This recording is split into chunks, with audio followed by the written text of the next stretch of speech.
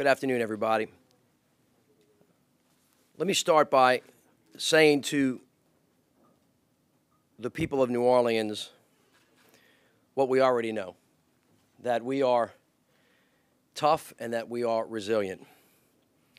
We have been through many difficult times together, and I have no doubt that we will rebound from this event as well. I completely and totally understand and feel the people's frustration after the flood, and more importantly, with some of the misinformation that they have been given. I'm particularly sorry for the losses that everybody have suffered. We unfortunately, all of us know too well what it's like to get wet and to lose property, cars, and damage.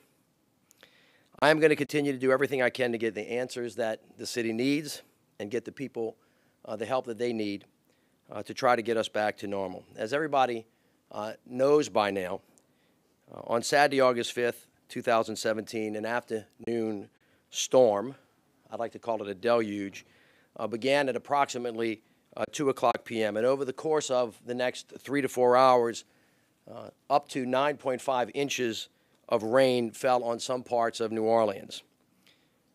Now, the National Weather Service told us today that this was a massive event that dropped a lot of water on a limited area in a very short period of time, which was the primary cause of all of the flooding that we had. As you know, our Homeland Security team was in touch with the National Weather Service throughout the day. The National Weather Service today said that it did not anticipate that this was going to be a flash flood situation. But after a number of hours, it became clear that the rain was stalling, and the National Weather Service then issued a flash flood warning at 4:02 p.m., sending notification of dangerous conditions to the hundreds of thousands of residents. At 4:06, our team began sending out social media alerts regarding the flooding situation. Now, while our ability to get more real-time information out to the public can always improve, these are the means that we have to reach most of the people possible in situations of emergency. Simply put, it's clear that the volume and speed of rainfall far exceeded the projection from meteorologists and the capacity of our drainage system used to remove stormwater. This was, as I said, a massive event. It is indisputable that Mother Nature overwhelmed parts of our system with up to 9.5 inches of rain over 3 to 4 hours, causing major street flooding and loss of property for many of our citizens. These sudden deluges of rain have actually happened numerous times before and caused similar flooding, most notably in May of 1978, which I remember vividly because I carried my little brother on my back down Napoleon Avenue and got in a pirogue and picked up my grandmother from the beauty parlor on Claiborne Avenue. I can remember it like it was yesterday.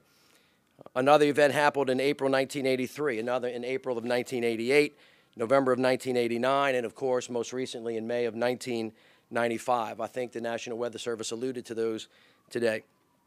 Independent meteorologists, experts at the National Weather Service, and the U.S. Corps of Engineers have all confirmed that areas flooded because of the amount of rain that fell and stayed over sections of the city for hours. Now, on Sunday, notwithstanding what I just said, I ordered an after-action analysis of flooding that took place due to the many questions that were raised and concerns that people had. And although it is not complete, I am not happy with what I have learned. Though the Sewerage and Water Board's after-action analysis is not complete, I have also ordered an independent third-party assessment because the information that I have learned over the past 24 hours indicates that the information that we got earlier was not completely accurate and that some parts of our system did not operate as they should have. More specifically, we had some pumps out of service and there were some power generation issues that impacted the Sewerage and Water Board's ability to fight the flood at its fullest capacity. And while maintenance and repairs of the power plant and individual pumping stations expected and worked as routine, it was inaccurate to suggest that the system was operating at its maximum abilities. This was not true, and this is unacceptable. We also know that our drain line repairs and catch basins, which are part of the system, were not repaired immediately once funding was provided by me and the City Council. This is also unacceptable. Now, for 7 years, our team has run an honest, competent, and efficient government that has earned the trust of New Orleanians. This really matters to me. If we don't have credibility and we don't have the right facts, we can't make the right determinations about how to keep our city safe. So that we can restore confidence in these organizations, I believe that it's in the best interest of the public to make changes at the Sewerage and Water Board and at the Department of Public Works. As you know, earlier today, I accepted Cedric Grant's retirement effective the end of hurricane season. I want to thank him for 40 years of work. He has served the state and the city well. On Thursday, as president of the Sewerage and Water Board, I will call an emergency meeting to discuss additional measures we need to take both on infrastructure and personnel. At that meeting, I am going to recommend the termination of General Superintendent Joe Becker and thank him for the service to his city, and the Communications Director, Lisa Martin.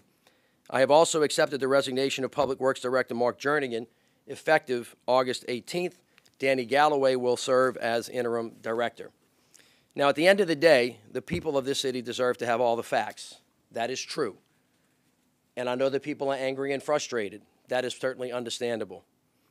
But we cannot, in our frustration, in our anger, and in our pain, lose sight that we will never be able to pump our way out or engineer our way away from Mother Nature.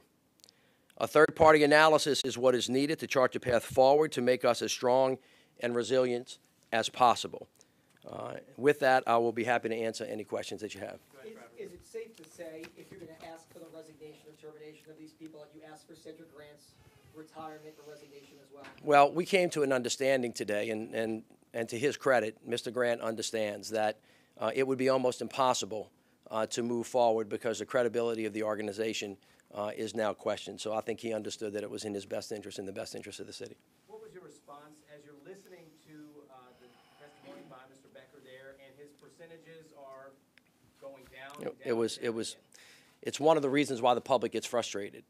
If you know what the answer is, and you don't just keep trying to split, the atom, it's much better to tell the people exactly what you know so that you can get to the consequence of what it is. If it's a credibility issue, you can't even get to the next question was, well, what impact did that have on whether the water stayed or how high it got? That is something that we're going to have to determine that I think is a knowable event. Having said that, I want to be really clear with the people of New Orleans. I'm very thankful that the City Council had this hearing today. We learned a lot. There were a lot of good suggestions about how to go forward. But if you back up a minute and think about our entire system, where we've been through Katrina, Rita, Ike, Gustav, the BP oil spill, it is also important to remember that we have secured $2.4 billion or so to redo our sewer and water system that was in some measure compromised before the storm, but that was bleeding 40% of its water after the storm, and that we are in the process of one of the biggest upgrades. We also have one of the biggest and most substantial pumping systems, and it is also clear, no matter who's sitting in this job or who the smartest person is at the Sewerage and Water Board, that when we have this amount of water dropped on this smaller portion of this city in this short of time, we are going to continue to have flooding. It would be disingenuous and untrue to say otherwise, and that in order to build a pumping system that would actually clear it out in 3 hours would cost a gargantuan amount of money that I can't even begin to predict how much it would cost. And when you add that to the $9 billion that we continue need to redo our streets, people then begin to see, the tough issues about funding and choices of that matter. Having said that, it's also clear to me from the obfuscation that you saw today, the unwillingness to answer questions directly, it's an insult to the public in many ways because the public is really rational and thoughtful and knows when somebody is trying not to just give it to them, the way it is. So being open and honest, as truthful, is critically important. It's critically important to this administration, and I don't feel like we can do our work unless we have credibility. And certainly, if I can't rely on their word, I can't expect the people to, which is why we're going to start again. We're going to reorganize. We're going to drill down. We're going to figure out what the answer is in an open and transparent way.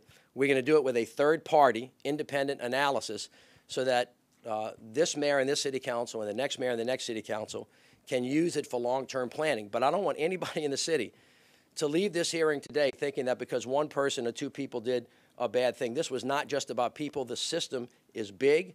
It's challenging. And by the way, don't lose sight of the big thing, is that Mother Nature gave us something that is almost impossible to handle. This is not the first time it's happened, and I promise you it will not be the last time. Kareem,